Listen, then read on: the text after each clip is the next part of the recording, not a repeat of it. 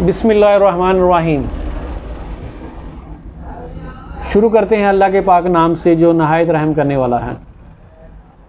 मेरा नाम डॉक्टर उमैर है, मैं एक डॉक्टर फार्मासिस्ट हूँ। आज हम जिस टॉपिक पे बात करेंगे वो है पाइल्स, बवासीर।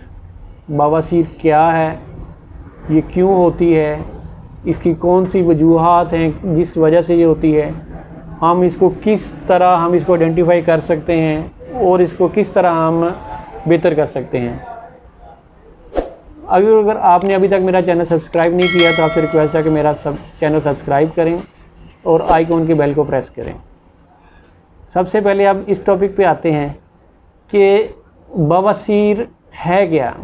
ये बेसिकली बवासीर जो है हमारी जो बड़ी आंत है, पखाने वाली जगह पे जो जिसको मक्कत बोलते हैं, वहाँ पे स्वेलिंग हो जाती है और वो जो बड़ी आंत जहाँ से स्टूल पास होके हमारा बाहर निकलता है उसकी अंदर वाली साइड पे सोजश, सोजन और उसमें दर्द और उसमें खून का आना और उसमें हीट पैदा होना, उसमें जलन होना, ये सारी इसकी अलामत है। अगर आपको ये सारी अलामत फ़ील होती हैं तो आपको आइडेंटिफाई करवाना चाहिए कि ये बवासीर ही है। और बवासीर की क्या वजूहत होती हैं। सबसे पहले तो इसकी सबसे बड़ी वजह ये है कि हमें कब्ज़ रहती है। कब्ज़ नहीं रहनी चाहिए। जिस बंदे को कब्ज़ होती है, पखाना सख्त होता है, उसमें से जो स्टूल ड्राई हो जाता है, वो के अंदर जो आंतड़े हैं उसके जो अंदर स्वेलिंग बहुत ज़्यादा हो जाती है, उससे ये हमें मसला बनता है। सबसे पहले तो हमें कब्ज़ का ख्याल करना चाहिए कि कब्ज़ नहीं होगी तो हमें ये बवासीर नहीं होगी। उसके बाद जो बंदे एसिडिटी फैटी फूड ज़्यादा इस्तेमाल करते हैं उससे हमें ये काफ़ी हद तक मसला ये हो जाता है। और पानी का जो उसमें कम इस्तेमाल करते हैं उनसे ये मसला होता है। और जो बंदे हैवी वेट वज़न उठाते हैं उससे जो हमारी जो इंटरनल लार्ज इंटेस्टाइन की वेन्स हैं उसमें ये खिंचाव पैदा होता है और स्वेलिंग होने के चांसेस ज़्यादा होते हैं।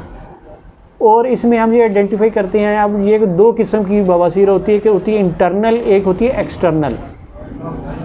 जो इंटरनल होती है और एक्सटर्नल होती है, उसमें जो एक्सटर्नल है वो तो हमें बाहर जो मक्कत की ऊपर वाली बाहर वाली साइड है उस पर सोजश स्वेलिंग होना शुरू हो जाती है। जब हम पखाना पास आउट करते हैं तो हमें बहुत ज़्यादा पेन होती है और हीट भी प्रोड्यूस होती है। और उससे ये होता है कि हमें जो बहुत ज़्यादा शिद्दत पेन पखाने की सूरत में, और बाज़ दफ़ा अगर उसकी स्वेलिंग बढ़ जाती है तो उससे हमें बैठा भी नहीं जाता, हमें बैठना मुश्किल हो जाता है। और दूसरी टाइप जो है इंटरनल में क्या होता है कि हमारी जो अंदर वाली साइड है जो लार्ज इंटेस्टाइन की, उसकी अंदर स्वेलिंग हो जाती है, उससे हमें ये जो हीट प्रोड्यूस होती है और बहुत ज़्यादा बाज़ दफ़ा खून आना साथ होना शुरू हो जाता है और पखाना सख्त आता है। और इसमें जो मेन है, अगर स्वेलिंग बढ़ जाती है तो इसमें जो मोका टाइप जो क्लोट्स होते हैं, जो स्पॉट्स, वो हमारे बाहर फील होना शुरू हो जाते हैं। उसका फिर हल क्या होता है, अगले स्टेप पे हम देखते हैं कि अब इसको किस तरह हम एग्जामिनेशन किस तरह कर सकते हैं। सबसे पहले तो एक्सटर्नल है, उसको तो हम एक्सटर्नल फिज़िकल एग्जामिनेशन से चेक कर सकते हैं कि इसकी इन्फेक्शन कितनी है और इसको हम किस तरह कवर अप कर सकते हैं। और अगले स्टेप पे जो इंटरनल है उसके लिए हमें कुछ टेस्ट इस्तेमाल करने पड़ते हैं, जिसके लिए बेस्ट कोलोनोस्कोपी टेस्ट होता है, जो हमारी एनल के इंटरनल कैमरे के ज़रिए हम चेक करते हैं कि हमारे ज़ख़म क्यों हुए हैं, वो उसकी क्या रीज़न है और उसकी कितनी वो शिद्दत से अंदर ज़ख़म है। हम बाज़ दफ़ा उसकी अगर ज़्यादा ज़ख़म बन जाए तो उसकी सर्जरी की तरफ जाना पड़ता है, वरना उसकी मेडिकेशन के ज़रिए इसको हम कवर अप करते हैं।